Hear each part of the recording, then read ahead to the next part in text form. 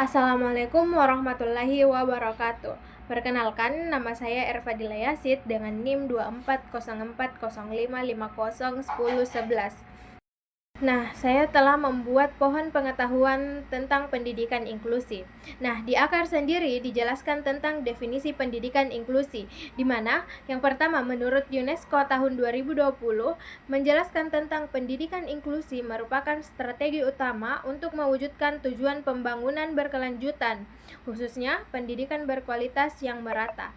Ini adalah proses mengatasi dan merespon keragaman kebutuhan semua pelajar melalui peningkatan partisipasi dan pengurangan eksklusi dalam pendidikan.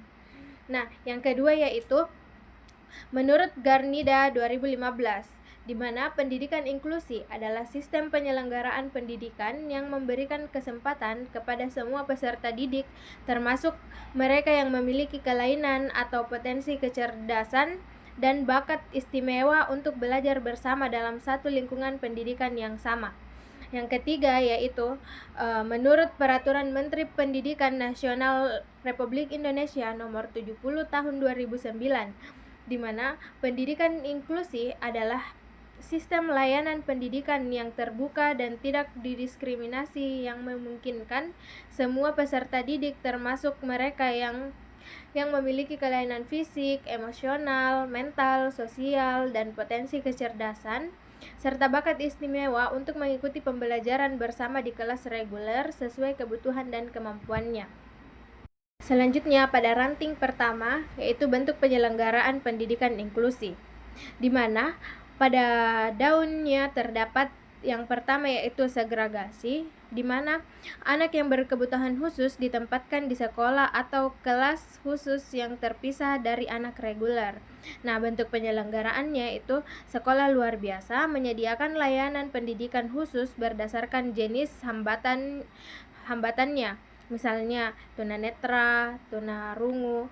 Nah, tujuannya untuk memberikan layanan yang sesuai dengan jenis kebutuhan khusus, namun membatasi interaksi sosial dengan anak-anak reguler.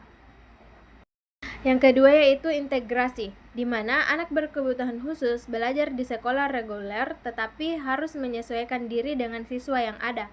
Nah, bentuk penyelenggaraan integrasi sendiri yaitu menerima anak berkebutuhan khusus tanpa banyak memodifikasi kurikulum. Nah, anak yang mengikuti pembelajaran umum namun tidak selalu mendapatkan dukungan khusus. Tujuannya itu untuk mendorong anak-anak untuk beradaptasi dengan lingkungan umum meskipun belum sepenuhnya responsif terhadap kebutuhan mereka. Yang ketiga yaitu inklusi, di mana semua anak tanpa terkecuali belajar bersama di sekolah reguler dengan dukungan dan penyesuaian sesuai kebutuhan masing-masing. Nah, bentuk penyelenggaraannya yaitu sekolah reguler yang menyediakan guru pembimbing khusus, asesmen individual, kurikulum fleksibel, dan fasilitas aksesibilitas. Nah, anak yang berkebutuhan khusus aktif berpartisipasi dalam kegiatan belajar bersama teman-temannya. Nah, tujuannya itu untuk mewujudkan pendidikan yang adil, setara, dan menghargai keberagaman.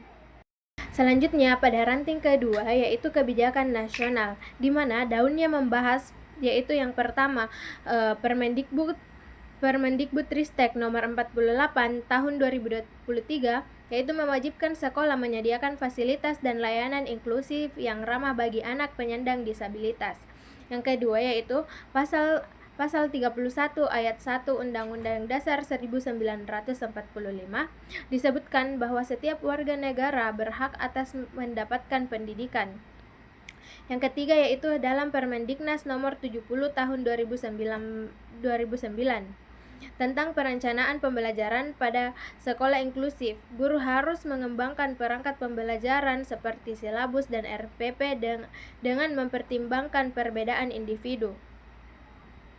Selanjutnya pada ranting ketiga yaitu kebijakan internasional, di mana pada daunnya membahas tentang yang pertama Deklarasi Salamanca, di mana tempat disahkannya itu di Spanyol pada tahun 1994 yang isinya yaitu menyatakan bahwa sekolah reguler harus menerima semua anak dan menyesuaikan diri dengan kebutuhan mereka. Nah, ini menjadi tonggak utama dalam pergerakan pendidikan inklusif global, Yang kedua yaitu Deklarasi Tentang Pendidikan untuk Semua atau EFA, di mana disahkan di Jomtien, Thailand pada tahun 1990. Isinya yaitu menekankan pentingnya akses pendidikan dasar untuk semua anak, termasuk mereka yang berkebutuhan khusus. Ini mendorong negara-negara untuk menghapus hambatan dalam pendidikan.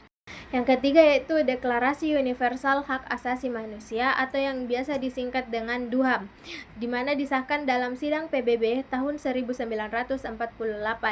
Nah, dalam pasal 26 menyatakan bahwa setiap orang berhak atas pendidikan, menjadi dasar moral dan hukum bagi pendidikan inklusif sebagai hak asasi manusia.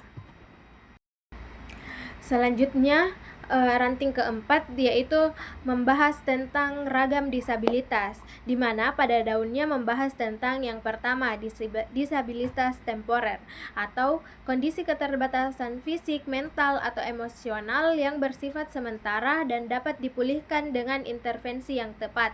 Nah, penyebab umum disabilitas temporer yang pertama yaitu trauma psikologis, misalnya akibat kekerasan atau bencana. Yang kedua, gangguan emosional karena perubahan lingkungan.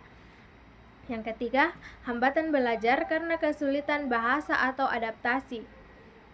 Yang keempat, cedera ringan atau penyakit yang bisa sembuh. Nah, durasi terjadinya yaitu dalam jangka waktu tertentu, misalnya bisa berbulan atau berminggu.